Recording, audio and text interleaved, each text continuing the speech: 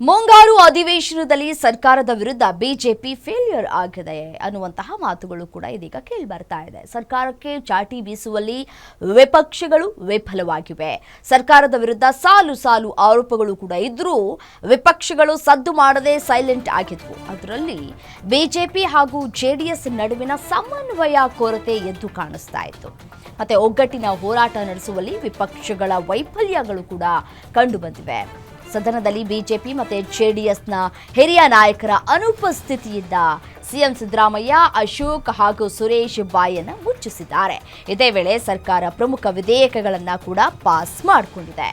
ಹಾಗಾದರೆ ವಿಪಕ್ಷಗಳ ಬಳಿ ಇದ್ದಂತಹ ಅಸ್ತ್ರಗಳು ಯಾವ್ಯಾವು, ಅದನ್ನು ಸರಿಯಾಗಿ ಬಳಕೆ ಮಾಡಿಕೊಳ್ಳದೆ ವಿಫಲವಾಗಿತ್ತು ಎಲ್ಲಿ ಅಂತ ಹೇಳಿ ನೋಡ್ತಾ ಹೋಗೋದಾದರೆ ನೋಡಿ, ಗ್ಯಾರಂಟಿ ಯೋಜನೆಗಳು ಯಾವ ರೀತಿಯಾಗಿ ನಡೀತಾ ಇದೆ, ಎಷ್ಟು ವೈಫಲ್ಯವನ್ನು ಕಂಡಿದೆ ಅನ್ನೋದನ್ನು ಎತ್ತಿ ಹಿಡಿಯುವಲ್ಲಿ ಮತ್ತು ಆ ಒಂದು ವಿಚಾರವನ್ನು ಪ್ರಸ್ತಾಪ ಮಾಡುವುದರಲ್ಲಿ ವಿಫಲವಾಗಿದೆ ವಿಪಕ್ಷ. ಮತ್ತು ಸಚಿವರ ಮತ್ತು ಶಾಸಕರ ನಡುವಿನ ಅಸಮಾಧಾನ ಮತ್ತು ಅನುದಾನಕ್ಕಾಗಿ ಸ್ವಪಕ್ಷೀಯ ನಾಯಕರಿಂದಲೇ ಒಂದಷ್ಟು ಆಕ್ರೋಶಗಳು ಕೂಡ ಕೇಳಿ ಬರ್ತಾ ಇದೆ.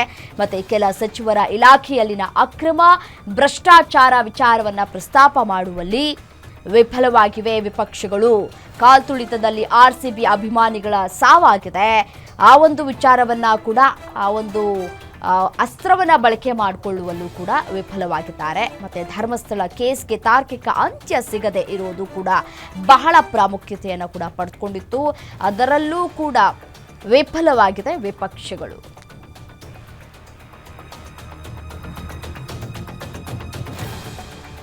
ಧರ್ಮಸ್ಥಳ ಕೇಸ್ಗೆ ತಾರ್ಕಿಕ ಅಂತ್ಯ ಸಿಗದೆ ಇರೋದು ಕೂಡ ಅದೊಂದು ಕೂಡ ಬಹಳ ದೊಡ್ಡ ಅಸ್ತ್ರವಾಗಿತ್ತು ಬಿಜೆಪಿಗೆ. ಅದನ್ನು ಕೂಡ ಸರಿಯಾಗಿ ಬಳಕೆ ಮಾಡಿಕೊಳ್ಳಿಲ್ಲ. ಸರ್ಕಾರವನ್ನ ಕಟ್ಟಿ ಹಾಕುವಲ್ಲಿ ವಿಪಕ್ಷಗಳು ವಿಫಲವಾಗಿವೆ.